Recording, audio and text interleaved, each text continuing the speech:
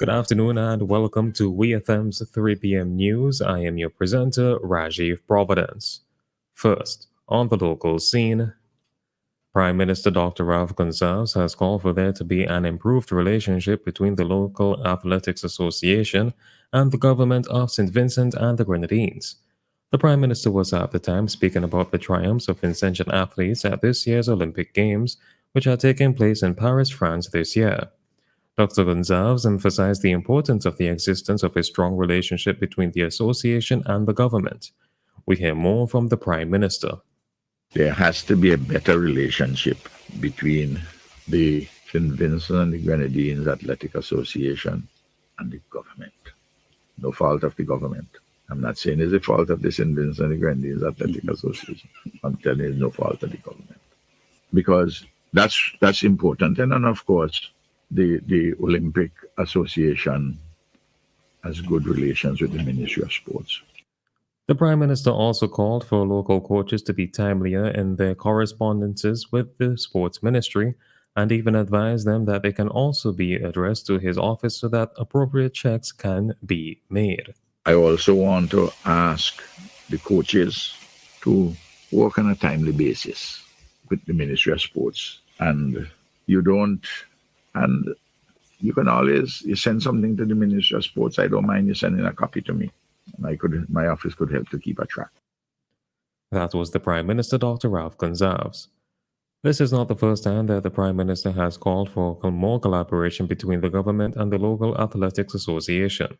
In April of this year, during an appearance on WEFM's Issue at Hand program, he made a similar call where he noted that the nation's athletes are the ones that suffer the most as a result of these parties failing to collaborate efficiently. The National Emergency Management Organization NEMO and the Ministry of Health Subcommittee have intensified their efforts to provide psychological support to those affected by Hurricane Beryl through a series of tailored psychosocial sessions. On August 7, 2024, the first session specifically for male shelterees took place at the Kingston Government School.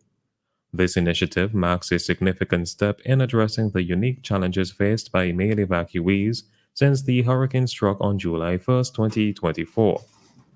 The session was led by NEMO's radio communications officer, Joan Laidlaw, in his capacity as a social worker.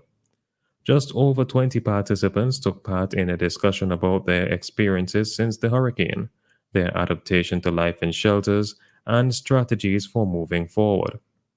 The meeting provided a supportive environment for shelterees to express their feelings and share personal stories, fostering a sense of community and mutual understanding among the participants. Further sessions are planned at various shelters to continue providing essential support and resources to those in need as recovery efforts progress. Still on the local scene, there is still a great need for contractors and workers, both skilled and unskilled, by the Ministry of Housing. This is according to the Prime Minister Dr. Rav Gonsalves, who was at the time discussing the details of a report provided by the Housing Minister Dr. Orlando Brewster.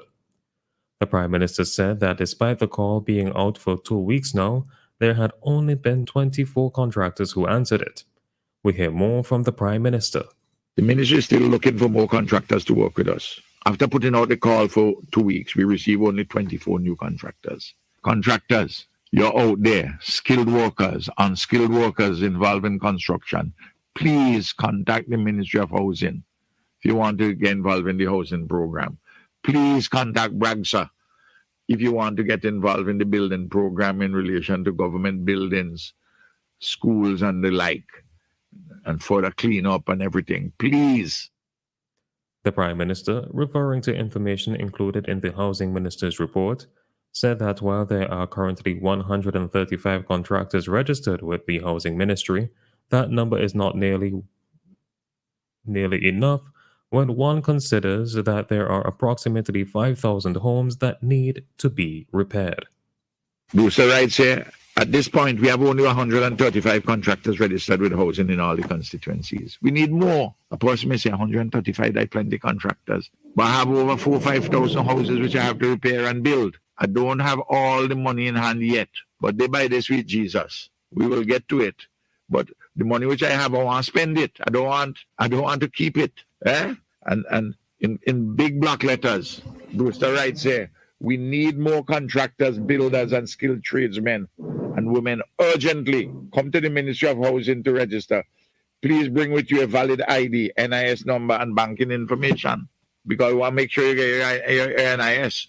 And we want to make sure that we could pay money straight into the bank. That was the Prime Minister, Dr. Ralph Gonsalves. Prime Minister Gonsalves at the time took the opportunity to appeal to persons whose homes have been affected by the passage of Category 4 Hurricane Beryl, but have not yet been seen by an assessor to get in contact with the Ministry of Housing as soon as possible. On to news in the region. Antigua's Carnival 2024 has been deemed a success by Minister Darrell Matthew, who highlighted significant growth in attendance, participation, and corporate support. This year's festival introduced a notable first, presenting prize money on stage to steel bands with awards ranging from $20,000 to $35,000. The event also saw improvements in financial transparency with timely payments to service providers and prize distribution. Despite only having two violent incidents, the carnival demonstrated increased scale, efficiency, and fairness. Antigua's carnival ran from July 25th to August 6th. A $50 circulation banknote to commemorate Grenada's 50th anniversary of independence began circulation in limited supply on August 8, 2024. The Eastern Caribbean Central Bank, the ECCB, collaborated with the government of Grenada, Carriacou, and Petite Martinique to issue the commemorative $50 banknote. The commemorative banknote is printed on polymer and is the same size as the current banknote series in circulation. The ECCB advises that the banknote is legal tender and can be used for usual transactional purposes. While the $50 banknote will be issued only in Grenada, it can be used in any of the ECCB member countries. It will be available to the public from commercial banks and credit unions in Grenada, Carriacou, and Petite Martinique from August 8th. The government and people of Grenada, Carriacou, and Petite Martinique marked their 50th anniversary of independence on February 7th, 2024. On the international scene, Kenyan police used tear gas to disperse small groups of anti-government protesters demanding better governance as President William Ruto's new cabinet was sworn in. Businesses and public transport were disrupted due to police roadblocks aimed at preventing access to the central business district.